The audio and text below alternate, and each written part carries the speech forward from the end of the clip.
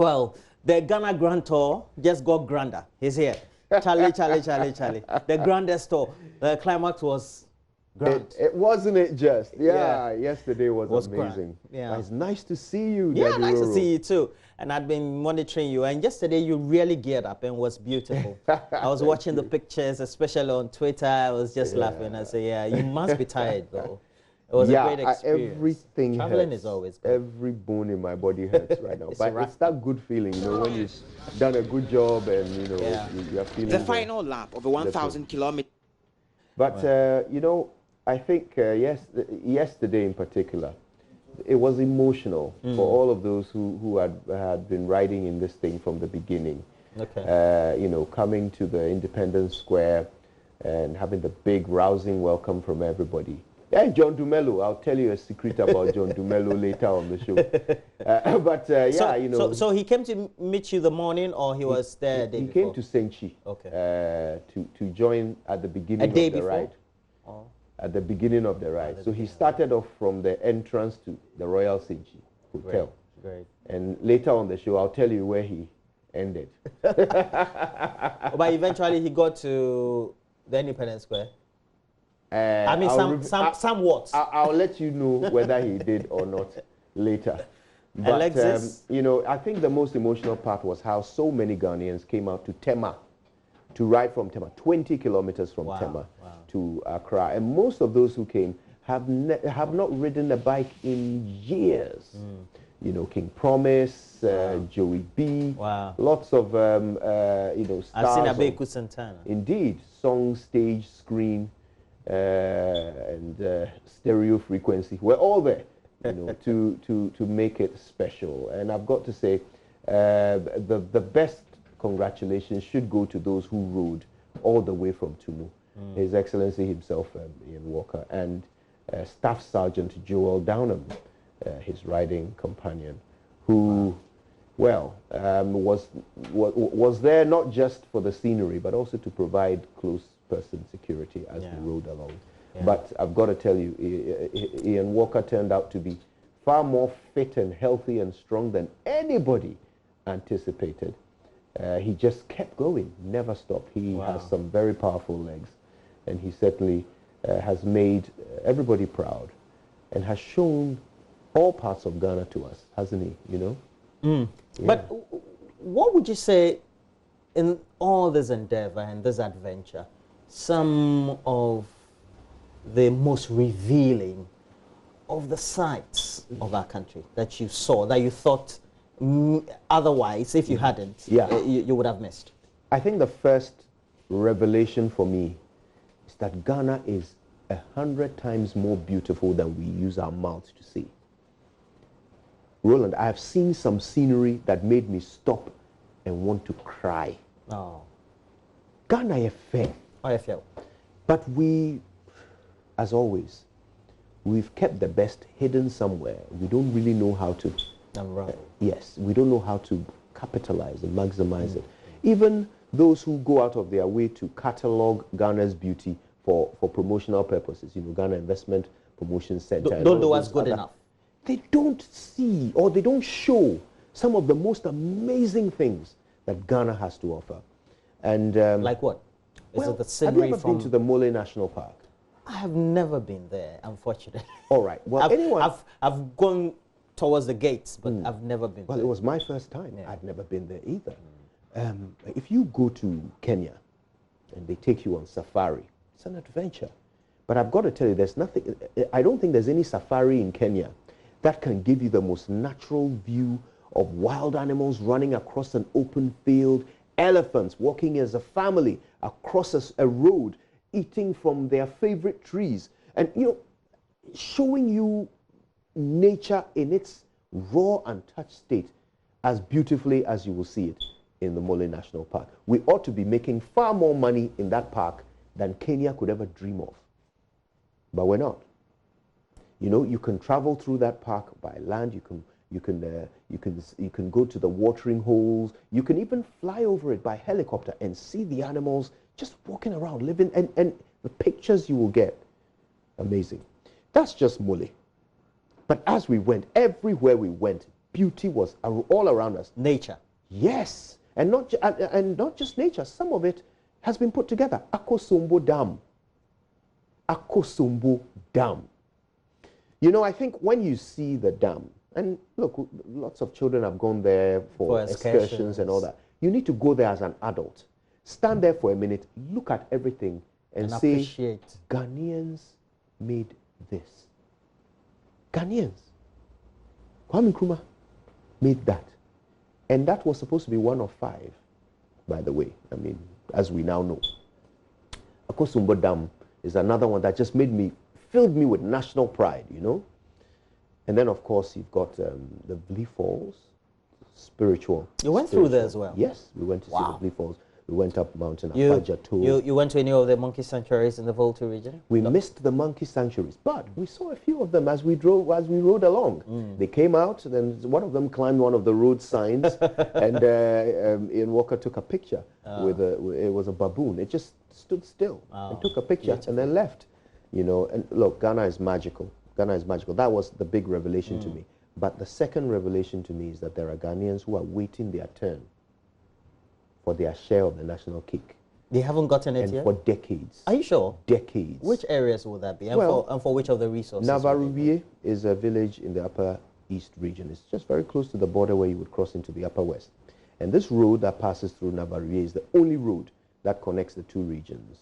As you know, that road was flooded and we had to wade through it. But we spoke to the people in that community who talked about how this road has been a problem for 30 years. Wow.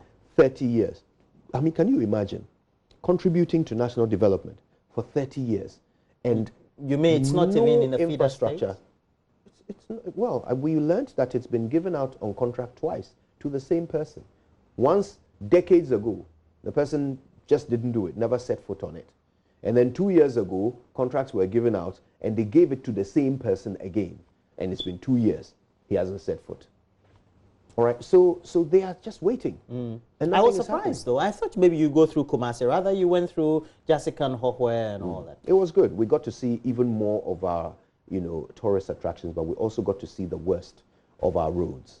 And it's important because sometimes we sit in Accra, we talk about these things, we don't know the reality. If I hadn't gone to Hohwe, I would never have known how angry, how bitter the people of Hohwe are about the fact that they've been promised. The president was there over a year ago, and he promised them that that road, the Jasikan, Hohwe Jasikan stretch, will be fixed in 3 months from the day he promised them. That was over a year ago. I saw the signboard there. It's a Cocoa Roads project. It's just there. There was no work going on when we went on that road. And the British High Commissioner got to see it for himself, too. He saw it for himself. Well, saw it for himself. So, well... so you'll be sharing some stories with us if you can? Of course. Well, great. And ultimately, you got to the final point, and that was the Black Star Square. And we have to thank yourself for the good work you did, because you were consistent with the report. And of course, on the WhatsApp platforms, Kojo is a leech. He's always on the producer's neck. Every producer, actually, when he wants something gotten done, he always has to get it done. Yeah, so as a mark of somebody who always wants to get to the right destination. And you were geared up every time you were in church. So yesterday you really looked like you were running one of those cycling tournaments we have in France. Oh, Tour de France. I wish. Tour de Ghana. Tour de Ghana is more the Ghana Grand Tour. Indeed. But we just have about, I think, 10 minutes. So let's just sift through the newspapers. You have about 4 of it. So just... we'll run through the headlines real quick. I have the Daily Guide, I have the Finder, the Daily Graphic, and the Ghanaian Times. And I'll do them in that order, okay? So let's start with the Daily Guide. And this morning, GN Bank siphoned $62 million. This happened when you were away. Yes, I was paying attention. Great. On the Ghana Grand I was very shocked to hear about it. But yes, GN Bank, according to Bank of Ghana, siphoned $62 million. Government not closing banks deliberately. Also a story in the Daily Guide. Mahama exposed over $52 million Wa Regional Hospital. Apietu breaks silence.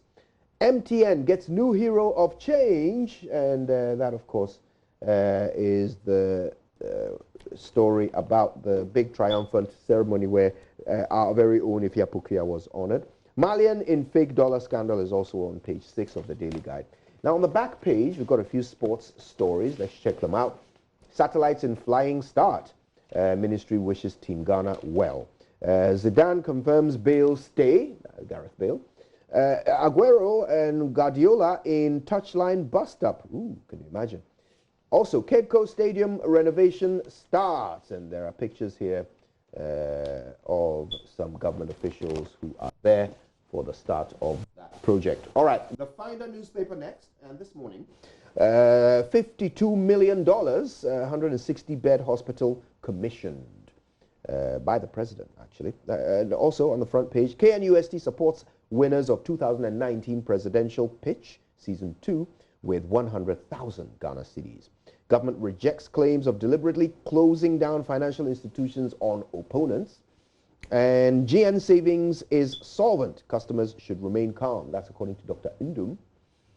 Also on the front page, GES shifts reopening for SHS3 students to August 25th. And they issued a statement saying that it was to help everybody get more ready. Parents, students, teachers, and educational workers.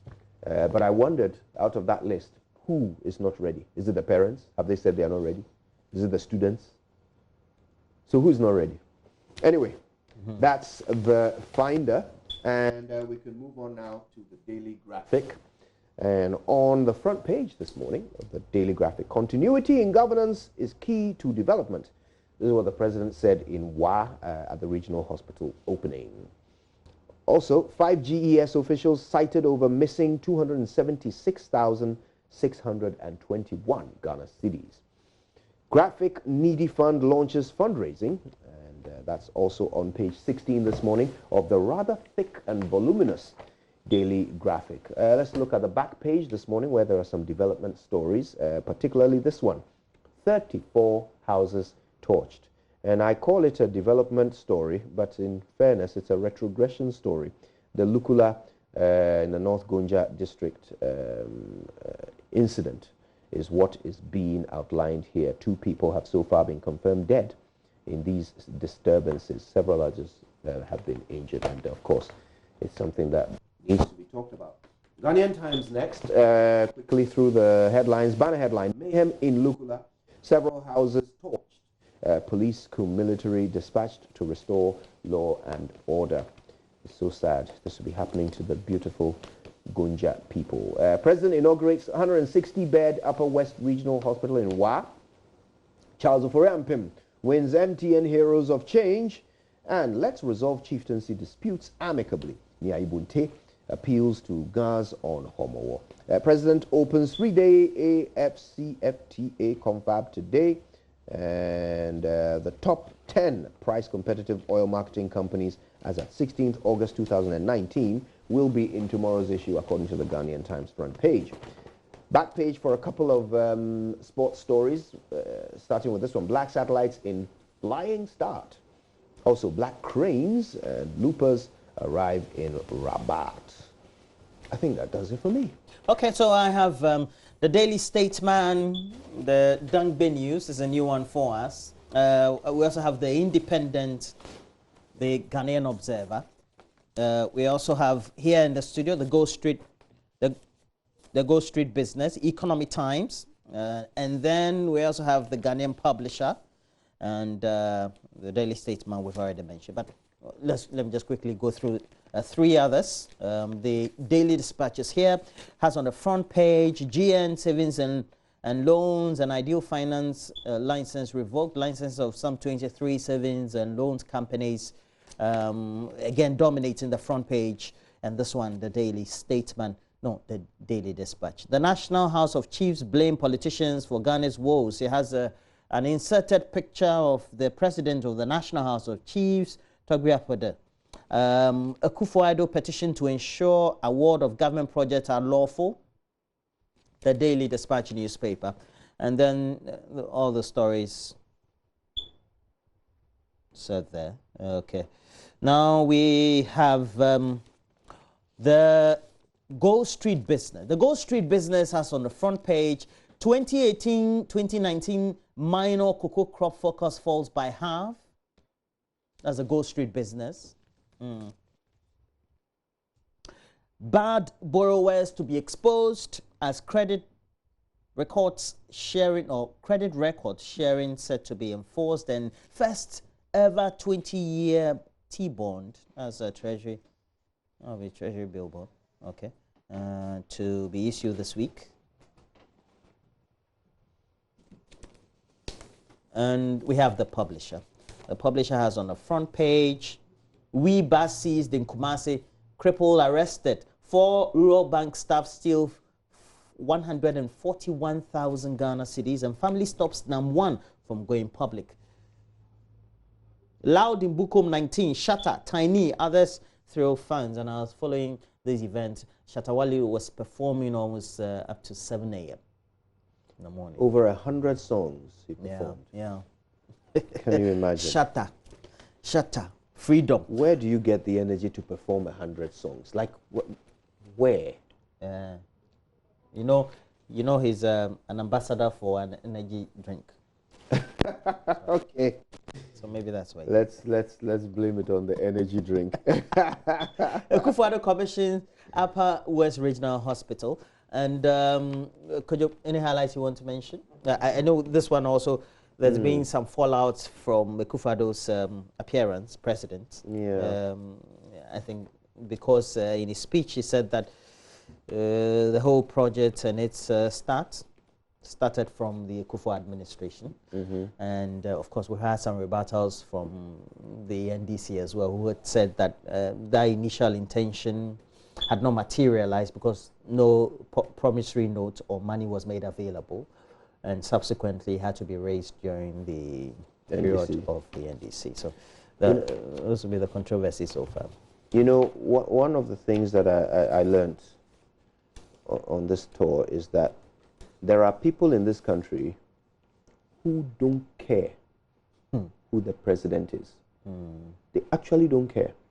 They don't care whether it's NPP in government or NDC. It makes no difference to them whatsoever, because whomever is there, they still get nothing. That's their reality. Somehow, in the run-up to an election, ballot boxes make their way to them.